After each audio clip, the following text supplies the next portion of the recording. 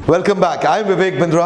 I am a motivation speaker, leadership consultant और business coach. मेरी इच्छा रहती है कि आपको इस चैनल के माध्यम से सारे वो पावरफुल टूल्स और वो सारे बिजनेस के मेथड्स और प्रोसेसेस आपको शेयर करता रहूं, ताकि हमारे देश में छोटे छोटे व्यापारियों को वो मदद, वो नॉलेज मिल सके जो उनको वेस्टर्न यूनिवर्सिटीज में जाके नहीं मिली। आज बात करूंगा मैं कि एक ऐसे इकोसिस्टम बिल्ड कर देते हैं एक कॉमनैलिटी के बेसिस पे। पीड़ित लोग, जब कई पीड़ित लोग, कई दुखी लोग, कई परेशान लोग मिलकर के इकट्ठे जुट हो जाते हैं, एकजुट हो जाते हैं, उस लीगल फॉर्मेशन को सरकार ने एक लीगल फॉर्मेशन की पॉसिबिलिटी दी है जिसको बोलते हैं कोऑपरेटिव सोसाइटी। कोऑपरेटिव सोसाइटी में एक कॉमन इकोनॉमिक इंटरेस्ट को सेफगार्ड करने के लिए, कॉमन सोशल इंटरेस्ट को, या कॉमन और किसी ऐसे इंटरेस्ट में जिसको सामने वाले को लूटा जा रहा हो, दुखी किया जा रहा हो, बहुत सारे पीड़ित लोग इकट्ठे मिलकर के सामने समाज में कई चुनौतियों का इकट्ठे एकजुट होकर सामना कर सकते हैं, और उस मूवमेंट को बोलते हैं cooperative movement, cooperative society. Cooperative society ये जिस प्रकार private limited company, public limited company, partnership company, LLP या प्रोप्राइटरशिप, इसी प्रकार इसको भी एक लीगल स्टेटस दिया गया है। 10 या 10 से ज्यादा लोग मिलकर के कोऑपरेटिव सोसाइटी को शुरू कर सकते हैं। इस वीडियो में बहुत जल्दी 5 छोटी छोटी स्टोरीज बताऊंगा जिससे 5 प्रकार के मूवमेंट्स आपको समझ में आएंगे, और हो सकता है ये मूवमेंट अगर आपको समझ में आ गया तो आप भी समाज की भलाई के लिए और अपने बिजनेस की बढ़ोतरी के लिए इसका इस्तेमाल कर सकते हैं। मेरा पहला एग्जाम्पल रहेगा प्रोड्यूसर कोऑपरेटिव की। गोपाल यादव, जो कि झलवा नाम का स्थान इलाहाबाद के नजदीक, वहां पे एक गांव है, वहां पे बांस के पत्तों का पंखा बनाता। अब ये बांस के पत्तों का पंखा क्या, जिस जिस जगह पे इलाके में बिजली नहीं आती वहां हाथ से हिलाकर पंखा झल के आदमी अपने आप को थोड़ा सा सुख दे पाता है, और वो उस पंखे का बड़ा अपने आप में एक मार्केट है, लोगों को चाहिए। लेकिन ये बेचारा जो यादव है, गोपाल यादव, ये उतना पंखा नहीं बना पाता। ये बना के कितना बहुत मेहनत करता, लगाता, बहुत ही मेहनत करता, तो 50 ही पंखा बना पाता है, और 50 पंखा जाके आसपास गांव में बेच आता है। गांव में परचेजिंग कैपेसिटी कम, गांव में परचेजिंग पावर कम, तो पंखे का पैसा इसको कम मिलता है। इसको पता है जो गांव में ये पंखा 5 रुपए का बेच रहा है, ये बाजार में चला जाएगा तो 25 रुपए का, 30 रुपए का, 35-40 रुपए का बिकेगा। ये जानता है अच्छे से। लेकिन सोचा यार 25-50 पंखा लेके कहां जाएगा इतना दूर, और फिर आएगा क्या बचेगा, कितनी मेहनत लगेगा। अब ये सोचे कि मैं अगर जाऊं बाहर तो मेरे को कम से कम 500 पंखा लेके जाना चाहिए, तब जाने का, 1000 पंखा लेके जाना चाहिए, तब जाने का फायदा हो। अब ये सोचा 1000 पंखा बनाऊं कैसे, मेरे पास मशीन नहीं है, मेरे पास मैन पावर नहीं है, मेरे पास कैपिटल नहीं है, मेरे पास इंफ्रास्ट्रक्चर नहीं है, मेरे पास तो कोई जमीन नहीं, मेरे पास तो कुछ भी नहीं है, मैं कहां से 2000-5000 पंखा बनाऊं। यही आती है बात प्रोड्यूसर कोऑपरेटिव की। ऐसे कई पंखा बनाने वाले लोग जब इकट्ठे हो जाएंगे आपस में, और एक मिल करके एक पढ़े लिखे आदमी को मैनेजमेंट में डालें, जो चोरी ना करे, जो उनको तंग ना करे, जो ट्रस्ट वर्दी हो, और मिल करके एक मैनेजमेंट तैयार कर लें, और ये सब पंखा झलने वाले मिल करके बाजार से लोन ले लें, बैंक से लोन लें, मशीन सेटअप करें, और हाई स्पीड पे बहुत सारे पंखे बनाएं। वही पंखा जो आज 5 रुपए का बेच रहे हैं, वही जाकर के मार्केट में 40 रुपए का बेच पाएंगे, मार्जिन बढ़ जाएगा, कमाई होगी, जिसकी जितनी कैपिटल उसमें उतना बढ़ता चला जाएगा। इसको और समझना चाहते हैं, मेरी पुरानी केस स्टडी लिज्जत पापड़ की आपने देखी होगी,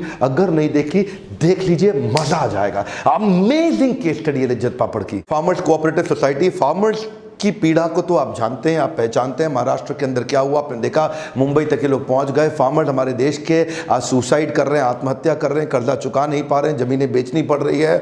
क्यों ऐसा हो रहा है? क्योंकि उनको ठीक पैसा मिल नहीं पाता उनके लिए मार्केट में। तो आज एक कहानी शुरू करूंगा। साउथ कश्मीर का एक प्यारा सा इंसान गुलाम मोहम्मद, इसके पास एक भैंस थी जिससे ये उत्पादन करता था 12 लीटर दूध का। ध्यान दीजिएगा, 2 लीटर ये घर में यूज करता था, 10 लेकर के बाहर बाजार में जाता था कि भैया 10 लीटर दूध मैं बेचना चाहता हूं, क्योंकि इसको उत्पादन में मेरा को कुछ खर्चा लगा, वो खर्चा निकलेगा, कुछ पैसा बचेगा। जिसको ये दूध बेचने जाता था वो उसको 18 रुपए लीटर देता था। कहता था मुझे मार्केट में जाना है, मुझे आगे जाकर के देना है, मेरे खर्चे हैं, वो उसको 18 देता था। 18 रुपए लीटर में, इस 18 रुपए लीटर इसको मिलता था, मार्केट का रेट 40 रुपए लीटर का था। बीच का पैसा वो मिडिलमैन बीच में खा जाते थे। अब ये उनसे बहस करे तो वो माने नहीं, इसका अपना खर्चा भी ना निकल पाए। तो एक दिन गुलाम मोहम्मद ने सोचा क्यों ना ऐसा करूं कि मैं खुद ही शहर चले जाऊं और मैं खुद जाकर के शहर में दूध बेचा। उसमें क्या दिक्कत है, बीच में मिडिलमैन की मुझे जरूरत ही नहीं। अब वो शहर जाने के लिए उसको चाहिए थी मोटरसाइकिल।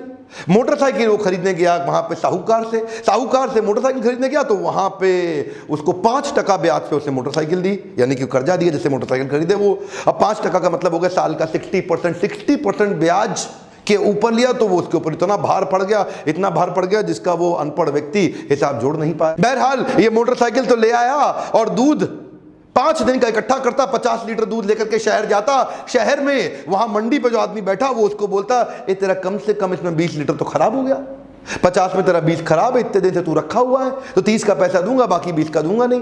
वो 30 का इसको थोड़ा बहुत पैसा और देता था, और 20 जो बाकी है उसमें पानी मिला करके वो खुद बेच के खुद मोटा पैसा कमा लेता है। गुलाम मोहम्मद अभी भी परेशान, बोला मोटरसाइकिल खरीदी, वहां पे लुटा मैं कर्जे के चक्कर में। पहले मैं लुटता था, वो 18 रुपए लीटर देता था, अब लुटता हूं, ये आधा दूध वापस देता है, उसकी भी कीमत पूरी नहीं देता, और मेहनत पूरी करता हूं, मैं भैंस के बाद और भैंस खरीदना चाहता हूं, मेरे पास कोई जुगाड़ ही नहीं। दुखी परेशान गुलाम मोहम्मद अपनी सारी समस्या, अपनी सारी पीड़ा अपने मित्रों को आसपास गांव में बताता था, उनसे पूछता था समाधान। तभी पता चला एक ऐसी संस्था आई है उनके गांव के पास जो उसके जैसे कई लोगों से दूध इकट्ठा करती है, मिल्क प्रोक्योरमेंट करती है। और यह संस्था 18 रुपए लीटर नहीं देती उसको दूध का, 20, 25, 30, 35 रुपए लीटर देती है उसको, नहीं थोड़ा और ज्यादा, 40 रुपए लीटर नहीं, और ज्यादा 45 नहीं, 49 रुपए लीटर दूध कब मिलता है गुलाम मोहम्मद को। और इस संस्था का नाम क्या है? अमूल। इसको बोलते हैं सहकारिता, इसको बोलते हैं कोऑपरेटिव मूवमेंट, कोऑपरेटिव सोसाइटी की ताकत। अमूल ने ऐसे कई लोगों को व्हाइट रेवोल्यूशन, श्वेत क्रांति के माध्यम से उनको सही पैसा दिलाया। वो पैसा इमीडिएट देता है, कोई उधारी का चक्कर नहीं, पूरा दूध लेता है फ्रेश, रोज आके कलेक्ट करता है। इस गुलाम मोहम्मद को शहर जाने की आवश्यकता नहीं, गुलाम मोहम्मद के घर के नजदीक आ जाता है। इसे कहते हैं सहकारिता। अमूल का आज टर्नओवर 38,000 करोड़ रुपए का, एक कम ऑन कितना, 38,000 करोड़ रुपए का। अमूल हमारा क्लाइंट भी है। और खुशी की बात बताएं, पिछले 7 साल के अंदर अमूल ने 24 रुपए लीटर से रेट को बढ़ा के 49 रुपए लीटर कर दिया, जो आज एक किसान को अमूल देता है। जो किसान, देखिए ध्यान दीजिए, ये इतना पैसा जो अमूल बढ़ा रहा है, मेरा मन करता है अमूल के ऊपर एक पूरी केस स्टडी बना दूं। अगर आप चाहते हैं कि अमूल पे पूरी केस स्टडी सुनना, तो नीचे कमेंट बॉक्स में जरूर बताइएगा। ज्यादा लोगों का कमेंट आएगा तो अमूल पे भी केस स्टडी दूंगा। मेरा तीसरा उदाहरण है housing cooperative society. Housing cooperative society भी बनाई गई है कुछ बिल्डरों के द्वारा, बहुत सताए जाने के कारण, उनके साथ तंग करने के कारण।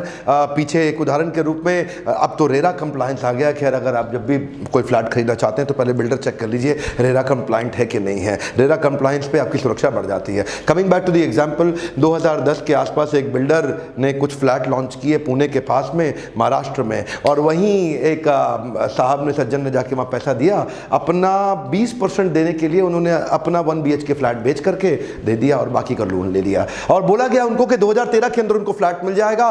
2013 आया तो बोला 2015 में मिलेगा, थोड़ा डिले हो गया। 2015 आया तो बताया मार्केट में बहुत तकलीफें चल रही हैं, 2017 में होगा, 2020 में होगा। अल्टीमेटली बेचारे का मकान भी बिक गया जिसमें रहता था, जो खरीदना चाहता था वो मिला नहीं, ऊपर से लोन सर पे और चढ़ गया, बैंक की किस्तें बन गई, किस्तें देनी पड़ रही हैं, जाए तो कहाँ जाए आदमी। इसके लिए हाउसिंग कोऑपरेटिव सोसाइटीज कहीं बनी, और तभी उस आदमी को उनके रिश्तेदारी ने मिल करके, इस प्रकार के 100 लोग इकट्ठे हुए, 100 लोगों ने मिलकर ज़मीन खरीदी। उस जमीन पे एक अच्छे बाहर से एफिशिएंट, इफेक्टिव कॉन्ट्रैक्टर को पकड़ा जिसके पास पूरा एक्सपीरियंस था, ऊपर मैनेजमेंट अच्छी बनाई कोऑपरेटिव सोसाइटी में, और उसी ने उनके लिए पूरी सोसाइटी तैयार कर दी। सोसाइटी खड़ी हो गई। वही सोसाइटी का फ्लैट जो पहले उनको 4,000 रुपये पर स्क्वायर फीट पड़ रहा था, वही अब उनको 3100 रुपये, 3,000 रुपये स्क्वायर फीट पड़ गया। क्यों? क्योंकि बड़े सारे मार्जिन खत्म हो गए, कई लोगों को बहुत सारी सैलरियाँ नहीं देनी, मार्केटिंग की कॉस्ट खत्म, ब्रांडिंग की कॉस्ट खत्म, और वही फ्लैट जो 4,000 रुपये का पड़ता था अब 3,000 का हो गया। हो सकता है 2900 का पड़े। कोऑपरेटिव सोसाइटी में कई बार प्रॉफिट भी हो जाता है, सरकार उस पर टैक्स भी नहीं देती, उसके बेनिफिट भी होते हैं। आप अगर उसमें से कुछ फ्लैट बेच दें तो आपको और ज्यादा इनकम हो जाए, जिसको आप आपस में बाद में उन सारे मेंबर्स के अंदर बांट दें जिन्होंने अपना पैसा इन्वेस्ट किया था। चौथा है क्रेडिट कोऑपरेटिव सोसाइटी। इसके लिए मैं आपको यूपी के अंदर पीलीभीत के पास एक गांव की कहानी सुनाता हूं। एक साहब, अब बेचारे उनके पास, उनको बैंक लोन देता नहीं क्योंकि उनके पास वो क्रेडेंशियल्स ही अवेलेबल नहीं है जिससे बैंक उनके लोन को अप्रूव कर सके। बेटी की शादी आ गई, बेटी की शादी में पैसा चाहिए, गए साहूकार के पास। साहूकार कौन? उस इलाके का पीलीभीत का सबसे बड़ा बाहुबली। बोला ले जाओ पैसे, कोई बात नहीं। ये जाकर के उनसे मांगे 10 लाख रुपए। वो बोले ठीक है, कोई बात नहीं, आपको दूंगा 4% पे ब्याज, बहुत सस्ते में दे रहा हूं। ये बोला दे दो कोई बात नहीं। 4% मतलब क्या हो गया? साल का 50%। साल का 50% मतलब उसका 10 लाख, अगले साल 15 लाख रुपए हो जाएगा। क्या? हाँ, अगले साल 15 लाख हो जाएगा। अब वो सोचा यार 15 लाख ना हो जाए कहीं, 6 महीने में जुगाड़ करके इसको मैं 12.5 ही वापस कर देता हूँ, क्योंकि 6 महीने में कर दूंगा, 1 साल में 15 तो 6 महीने में 12.5 ही होगा ना, 5 की जगह 2.5 आधा अमाउंट हो गया। तो ये 12.5 लेके पहुंच गया उनके पास 6 महीने के बाद। बोला ऐसा है सेठ जी, ये 12.5 लाख रुपए आपके वापस देता हूँ। सेठ जी बोले क्या 12.5 कैसे भाई, तेरे तो 14.5 बन गए। बोला 6 महीने ही में तो दे दिया मैंने आपको। नहीं, तेरे प्री पेमेंट चार्जेस भी तो हैं, वो काफी मोटे लग जाते हैं, तेरे प्रोसेसिंग फीस चार्जेस भी तो हैं, वो तो मैंने तुझसे लिए ही नहीं, और इंटरेस्ट, ये तो कंपाउंडिंग इंटरेस्ट था राजा, इसलिए तेरा अमाउंट थोड़ा बढ़ गया। अब ये बेचारा गांव का आदमी, इसने क्या किया, इसको कहीं सुझाव दिया गया कई लोगों के साथ मिलकर इन्होंने क्रेडिट कोऑपरेटिव सोसाइटी बना दी, जिसमें लोग मिलकर के अपना पैसा डालते हैं। पूरा पक्के खाते में पैसा जाता है, सब मिलकर अपना डालते हैं। जो जिस प्रपोर्शन में डालते हैं उस प्रपोर्शन में इनको मनी लेंडिंग का बाद में बेनिफिट मिलता है। जिसको चाहिए वो उसमें से विड्रॉ भी कर सकता है। तो पहले जो 50% पे करना पड़ रहा था, अब वो 10% पे बोरोइंग कर पा रहे हैं, यानी कि एकदम अचानक 1/5 हो गई इनकी कॉस्ट। बिहार में भागलपुर के नज़दीक एक पास के गाँव में शंभू नाम का आदमी रहा करता था। वो शंभू जो दुकानदार के पास गया 1 लीटर तेल लेने के लिए, तो उस पर MRP लिखा हुआ 225 रुपए। MRP तो आप लोग जानते हैं ना, मैक्सिमम रिटेल प्राइस, यानी कि उससे ज़्यादा नहीं चार्ज किया जा सकता। वो दुकानदार उससे 250 रुपए मांगता। वो बोला भैया ज़्यादा क्यों मांग रहे हो? दुकानदार बोला मुझको दूर जाकर शहर से लाना पड़ता है, मेरी एक्स्ट्रा कॉस्ट आती है, इसलिए तो मैं लूंगा ही लूंगा। शंभू बेचारा दुखी, शंभू उससे बहस करे, वो आदमी माने नहीं। वही दुकानदार, वही लाला जी जब सब्जी खरीदते हैं, जो सब्जी का प्रोड्यूसर है उससे खरीदते हैं, तो उनके तराजू ऐसा है कि उससे खरीदते हैं 10 किलो और मिल जाती है 11 किलो, बेचारे की 1 किलो फालतू निकल जाती है। और जब वो शंभू को बेचते हैं तो शंभू को बेचते हैं 10 किलो, शंभू को मिलती है 9 किलो, तो शंभू को 1 किलो कम मिलती है। तो खरीदने वाले से 1 किलो निपटा गए, बेचने वाले को भी 1 किलो निपटा गए। इसको क्या बोलते हैं? इसको बोलते हैं चोर बाजारी। इतना ही नहीं, जब कोई सीजन का समय आता है तो अडल्ट्रेशन भी करते हैं, मिलावट भी करते हैं। यही जब दूध बेचते हैं तो उसमें पानी मिला देते हैं, केमिकल मिला देते हैं। जब मिठाई बेचते हैं तो मावे के अंदर गलत चीज़ें और मिला देते हैं। जब कुछ रंग बेचते हैं तो उसमें कुछ मिलावट। जो चीज़ बेचते हैं वो मिलावट से भी ये पैसा कमाते हैं। इसको बोलते हैं बहुत बड़ी चोर बाजारी। 1948 में स्वतंत्रता मिलने के जस्ट बाद कुछ मजदूरों ने मिलकर मुंबई के अंदर अपना बाजार नाम की संस्था की स्थापना करी। ये भी एक कोऑपरेटिव मूवमेंट। और देखिए कोऑपरेटिव सोसाइटी आज 150 करोड़ का टर्नओवर हो गया, इनके 80 से ज़्यादा आउटलेट हो गए और देश भर में इसका नाम इतना हो गया अपना बाजार। ये सहकारिता का मूवमेंट जो इस प्रकार की चोर बाजारी से लोगों की, अपने आसपास के लोगों की सुरक्षा करता है, उनको सही दाम दिलाता है। 2 बातें और बताना चाहता हूँ। कोऑपरेटिव सोसाइटी के कुछ नुकसान भी होते हैं, कुछ तकलीफें भी होती हैं, जिनके कारण ये पनप नहीं पाते, ये चल नहीं पाते। पहला कि फंड लिमिटेड रहते हैं, ज़्यादा फंड कभी मिल ही नहीं पाते क्योंकि लिमिटेड लोग ही साथ में रहते हैं। दूसरा, लैक ऑफ सीक्रेसी, इसमें चीज़ें आप कॉन्फिडेंशियल रख नहीं सकते। जो मेंबर्स हैं उनमें हर एक को हर एक चीज़ पता रहती है, इसलिए कंपनी की स्ट्रैटेजी बाहर चली जाती है। अगला है पब्लिक को कॉन्फिडेंस आता नहीं है, क्योंकि कई बार कोऑपरेटिव सोसाइटी के लोग पैसा लेके उड़ गए, निकल गए, या धांधलेबाजी कर गए, या टॉप पे बैठे लोगों ने कम पढ़े लिखे लोगों का बेवकूफ़ बना के उनके पैसे का दुरुपयोग कर लिया। कई बार कम शिक्षित लोग उसको करते हैं तो मैनेजरियल स्किल की कमी होती है, तो lack of managerial skills.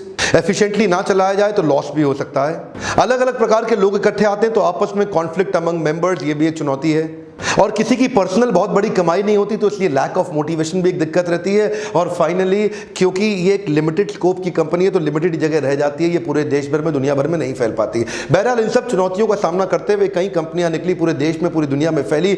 Amul उनमें से उदाहरण है, लिज्जत पापड़ उदाहरण है। आप चाहते हो क्या उनके ऊपर मैं और उदाहरण और केस स्टडी बनाऊं, तो अमूल के ऊपर पूरी केस स्टडी बनाने की इच्छा तो रखता हूं। और दूसरी बात बताऊंगा, कोऑपरेटिव सोसाइटी बनाने की प्रक्रिया क्या है, उसका मैं नीचे आपको डिस्क्रिप्शन में लिंक दूंगा। आप फेसबुक अकाउंट पर जाइए, वहां पूरा आपको प्रोसेस का शीट मिल जाएगा। अगर आप अपनी कोऑपरेटिव सोसाइटी बनाना चाहते हैं तो किन स्टेप्स को फॉलो करना चाहिए। बहरहाल 100 बात की एक बात, एजुकेशन पे, अपनी लर्निंग पे इन्वेस्ट करना ही चाहिए। मैं कई प्रकार के ट्रेनिंग प्रोग्राम्स कर रहा हूं जिसमें लीडरशिप फनल भी है। इसके अलावा भी बाउंस बैक सीरीज, मैं देश भर में छोटे छोटे शहरों में जाकर के बाउंस बैक सीरीज के इवेंट कर रहा हूं। ये 2 अलग अलग फोन नंबर है, दोनों में से किसी में भी आप काउंसलर को फोन करके पूछ सकते हैं आप किस प्रोग्राम में जाना चाहते हैं। नीचे कॉमेंट बॉक्स के मैंने आपको बता ही दिया, आप अगला केस स्टडी कौन सा देखना चाहेंगे डिस्क्रिप्शन में चेक कर लीजिएगा लिंक। सहकारिता को खोलने और बड़ा करने के लिए किन स्टेप्स को फॉलो करना चाहिए। सब्सक्राइब आसपास सबसे करिए, किसानों को और ऐसे गरीब लोगों को जिनका बहुत शोषण किया जा रहा है, जिनको तंग किया जा रहा है, उनको ये वीडियोस फैलाइए। हो सकता है उनको आइडिया आ जाए और आपस में इकोनॉमिक इंटरेस्ट को प्रोटेक्ट करने के लिए मिलकर वो कोई सहकारिता की ऑर्गेनाइजेशन को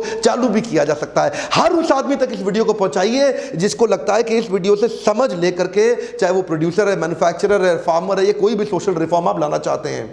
याद रखिए, बेल आइकन को हिट नहीं करेंगे तो वीडियो का आपको नोटिफिकेशन आएगा नहीं। एक एक लाइक बड़ा कीमती है। मेरे साथ जुड़े रहने के लिए, हमारे वीडियोस को देश भर में पहुंचाने के लिए हर बार की तरह बहुत दिल से, बहुत प्रेम से इस बार भी बहुत बहुत धन्यवाद।